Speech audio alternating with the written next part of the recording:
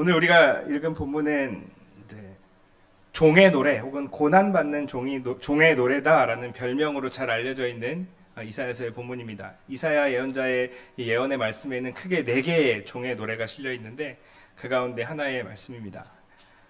오늘 본문에 대한 말씀을 나누기 전에 요 하나를 꼭 기억해 주셨으면 좋겠습니다. 여러분, 우리는 예수 그리스도의 보혈의 피로 죄에서 자유함을 받았습니다. 아멘이십니까? 네, 우리는 주 예수 그리스도의 보혈의 피로 십자가로부터 자유함을 받지는 않았습니다. 이게 굉장히 중요한 오늘 전하는 말씀의 핵심이라고 말씀을 드리고 싶습니다. 우리는 죄로부터 자유함을 얻은 건 맞는데 십자가에서 자유함을 얻은 건 아닙니다. 가끔 그리스도인들이 죄로부터 자유함을 얻었는데 십자가까지 같이 휩쓸려 버리고 십자가로부터 자유함을 얻었다고 생각하고 사는 경우가 많이 있습니다. 여러분, 오해하시면 안 됩니다. 주님은 오히려 십자가에 우리를 참여시키셨습니다. 그리고 그 십자가는 승리이고 영광이기 이전에 고난의 십자가임을 반드시 기억하셔야 합니다. 다시 말하면 우리는 예수 그리스도의 보혈의 피로 죄와 사망에서 구원받았지만, 자유함을 얻었지만 여전히 우리 몫에 주님께서 우리에게 요청하시는 고난의 십자가를 주님과 함께 지고 걸어가야 한다라는 것입니다. 이것을 놓쳐버리고 이것을 잊어버리고 주님의 십자가까지 같이 휩쓸려서 버리고 주님의 십자가로부터 자유함을 얻은 것처럼 살아서는 절대로 안 됩니다. 이것이 우리의 가장 큰 신앙의 숙제라고 말씀을 드리고 싶습니다. 오늘 우리가 읽은 고난받는 종의 노래는 이사야 예언자의 예언입니다. 이사야 예언자의 등장하는 예언자의 예언의 말씀에 등장하는 이 종이라는 인물은 하나님의 뜻을 세상 가운데 펼치는 인물입니다. 하나님의 뜻을 위임받아서 하나님의 뜻을 세상 가운데 드러내는 존재가 바로 하나님의 종입니다. 그리고 우리는 이 예언이 예수 그리스도 안에서 완전하고 완벽하게 성취되었다라고 믿는 그리스도인인 것이죠. 종의 노래라는 이 오늘 본문은 하나님의 뜻에 따라 세상을 구원할 자인 하나님의 종이 세상 속에서 반드시 고난을 받게 된다라고 우리에게 이야기해 줍니다. 그리고 우리는 예수님의 삶의 모습 속에서 이것이 정말 그렇다라는 것을 알게 되죠. 하나님의 뜻에 따라 이 땅에 하나님의 뜻을 펼치는 이들에게는 반드시 고난이 있다라는 말입니다. 우리가 예수님의 제자라면 우리는 필연적으로 이 고난을 마주할 각오를 해야 합니다. 기독교 신앙은 고난 없는 신앙이 아니라 고난 가운데에 하나님과 동행하며 그 고난을 견뎌내는 신앙이 바로 우리 기독교 신앙이라는 것을 우리는 반드시 이해해야 합니다. 이사야 예언자는 오늘 본문을 통해 우리에게 고난 가운데 하나님과 함께 걸어가는 삶을 어떻게 살아가야 하는지를 가르쳐주고 있는 것입니다. 고난을 어떻게 하면 고난을 당하지 않는지가 아니라 고난 가운데에서 우리가 어떻게 믿음을 지켜야 하는지, 어떻게 믿음으로 이것을 돌파해야 하는지를 가르쳐주는 말씀이 오늘 말씀이라는 것입니다. 오늘 보면 4절 말씀입니다. 우리 오늘 보면 4절 말씀을 우리 한 목소리로 함께 읽어보겠습니다. 함께 읽습니다. 주 여호와께서 학자들의 혀를 내게 주사 나로 곤고한 자를 말로 어떻게 도와줄 줄을 알게 하시고 아침마다 깨우치시되 나의 귀를 깨우치사 학자들 같이 알아듣게 하시도다. 여기 4절 말씀 보시면 학자들이라는 표현이 2번 나옵니다. 여러분, 학자들이라는 말을 들으시면 학자들이 누굴까요? 어떤 분들이 상상이 가십니까? 오늘날로 따지면 좀 어떤 역할이나 어떤 직업이 생각나십니까? 그렇죠. 교수. 보통은 학문을 연구하는 사람, 또 학문을 가르치는 사람, 교수나 선생님, 이러한 사람들이 머릿속에 떠오르실 것입니다. 여러분들 종이 성경을 가지고 있는 분들은 학자들이라는 단어 앞에 아마 1하고 이렇게 반괄호가 있을 겁니다. 그리고 그 페이지 맨 밑에, 성경책 맨 밑을 보시면 1하고 반괄호 한 다음에 거기에 제자들 혹은 가르침을 받는 자들이라고 써 있으실 겁니다. 이 학자라는 단어, 이 학자로 번역된 히브리어 단어는 히브리어로 림무드라는 단어인데요. 이 림무드는 본래 제자 혹은 배우는 자라는 뜻입니다. 이사야서 8장 16절에 이 림무드라는 단어가 한 번 더 나오는데요. 이사야서 8장 16절엔 이렇게 기록되어 있습니다. 너는 증거의 말씀을 싸매며 율법을 내 제자들 가운데에서 봉함하라 라고 기록되어 있습니다. 여기서 이 제자들이라고 번역된 단어가 림무드라는 단어입니다. 그러니까 여기서 이 림무드라는 단어가 제자들이라고 번역되었다면 사실 우리가 오늘 읽은 50장 본문에서도 학자들이라는 의미보다는 제자들이라는 의미로 우리가 받아들이는 것이 좀 더 타당하지 않을까 생각이 듭니다. 아마 우리말 성경은 그래서 그 페이지 맨 밑에 가르침을 받는 사람 이렇게 기록을 해놓은 것 같습니다. 여러분, 본문 4절에 있는 지금 나라는 존재는 하나님의 종입니다. 하나님의 종은 하나님께서 제자의 혀, 학자의 혀라고 되어 있지만 제자들의 혀, 제자의 말을 주시고 제자처럼 깨닫게 해주신다라고 말씀하시는 겁니다. 여러분, 제자처럼 깨닫는다라는 말은 학생처럼 깨닫는다라는 뜻입니다. 학생이라는 것은 반드시 선생님이 존재하기에 학생이 있는 것이죠. 그러니까 가르침을 받는다는 뜻입니다. 다시 말하자면 지금 하나님의 종은 가르침을 받아야 합니다. 무엇으로요? 하나님의 말씀으로 가르침을 받아야 합니다. 그럼 하나님의 종은 말씀을 어떻게, 언제 가르침을 받습니까? 오늘 본문을 보시면 아침마다 매일매일 가르침을 받아야 한다라고 기록되어 있습니다. 하나님의 종은 매일매일 말씀을 아침마다 깨닫는 제자여야 한다, 학생이어야 한다라는 뜻입니다. 중요한 것은 매일매일 깨달아야 한다는 것입니다. 여러분, 말씀은 매일매일 새롭게 공급받아야 합니다. 여러분, 말씀은 우리가 한번 들었으니 이것 가지고 평생 얽어먹는 것이 아닙니다. 매일매일 아침마다 매일 하나님의 말씀을 사모하시며 하나님의 말씀을 들으셔야 합니다. 말씀으로 매일매일 새롭게 깨달으셔야 합니다. 한번 세게 깨달은 다음에 이 말씀 붙들고 평생을 살아가는 사람들이 간혹 있습니다. 여러분, 그래서는 안 됩니다. 성경은 분명하게 아침마다 새롭게 깨닫게 해주시는 하나님의 말씀이 있고 하나님의 종은 매일매일 새롭게 깨닫게 해주시는 말씀을 가지고 살아가야 한다라고 분명하게 이야기하고 있습니다. 여러분, 하나님의 종이 바로 우리라면 우리 역시도 매일매일 하나님의 말씀을 읽고 듣고 깨달아야 하는 줄 믿으시기 바랍니다. 여러분, 그럼 말씀을 깨달으려면 어떻게 해야 합니까? 일단은 읽어야 합니다. 말씀을 읽지 않고 깨달을 수는 없습니다. 말씀을 읽고 또 말씀을 들어야 합니다. 그런데 그냥 읽고 듣는 게 아니라 기도하셔야 합니다.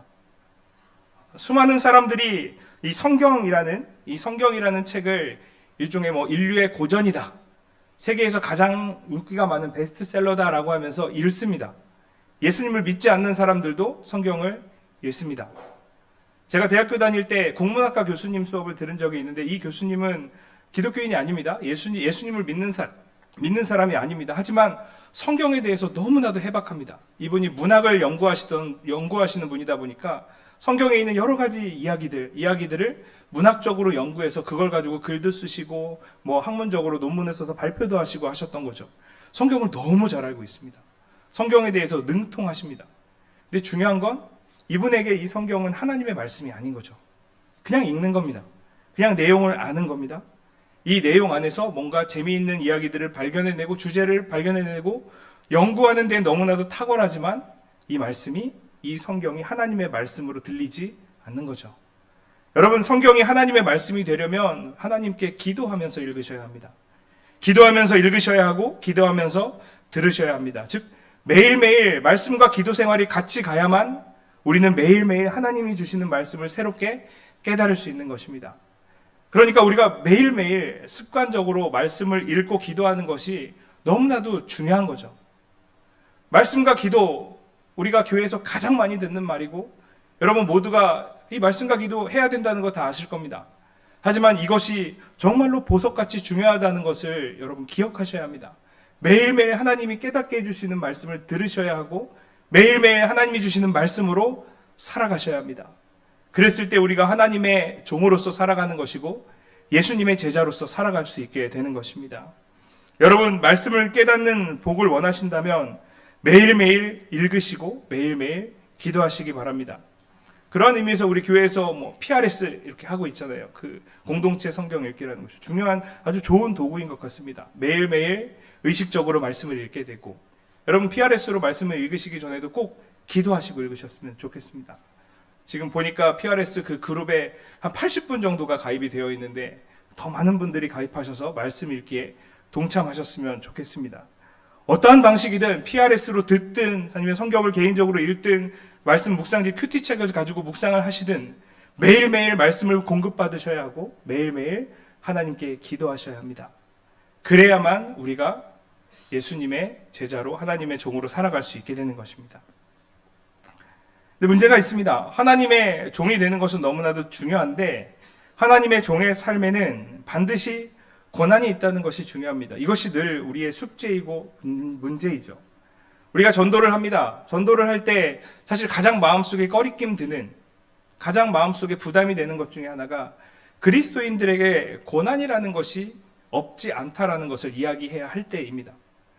예수님 믿으면 정말로 제 삶에 있는 이 어려움들이 다 사라지나요? 라고 물어보는데 사실 한 번에 그 말씀에 대해 대답을 하기가 쉽지 않습니다.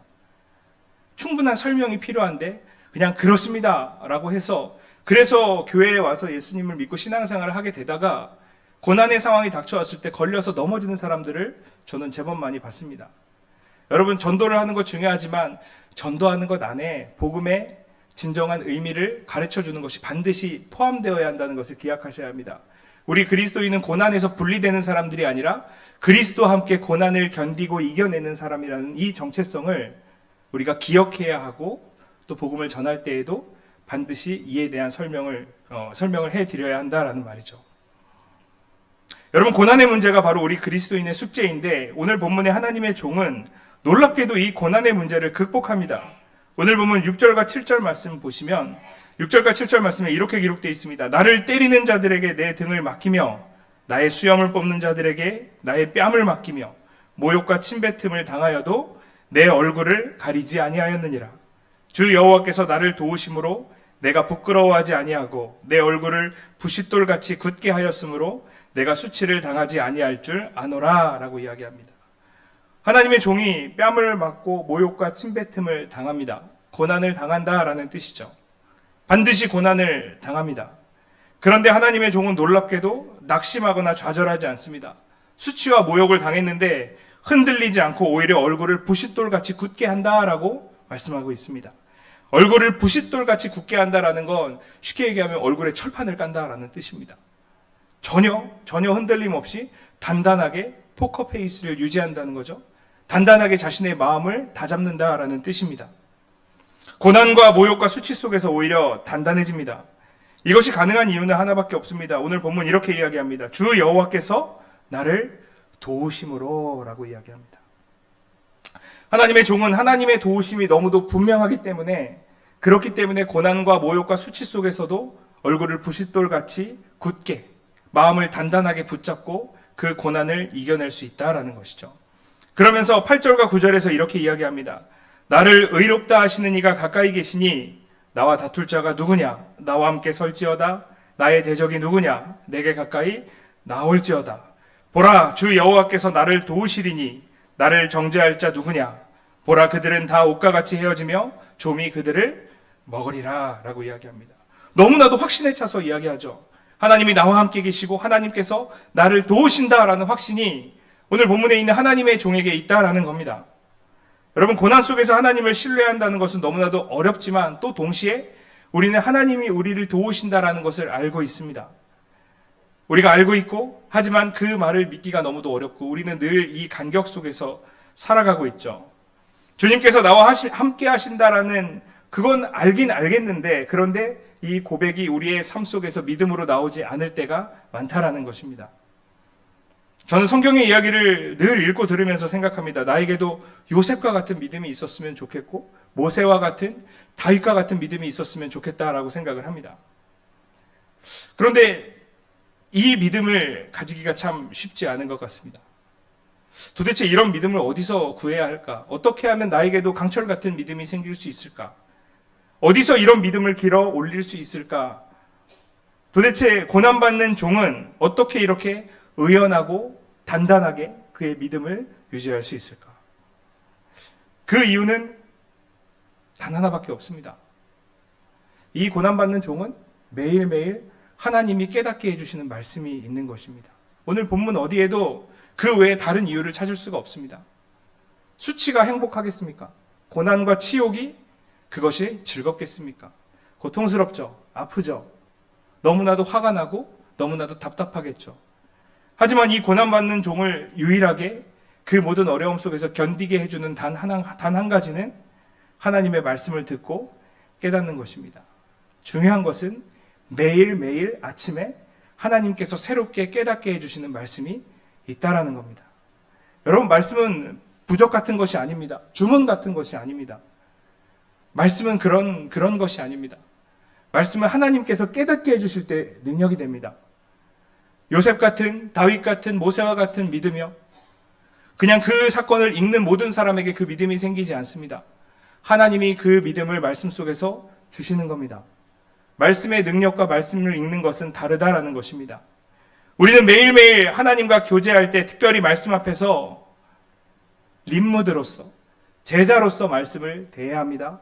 학생으로서 마음을 대하셔야 합니다. 우리의 마음속에 말씀을 읽는 것이 습관이 되어 있습니다.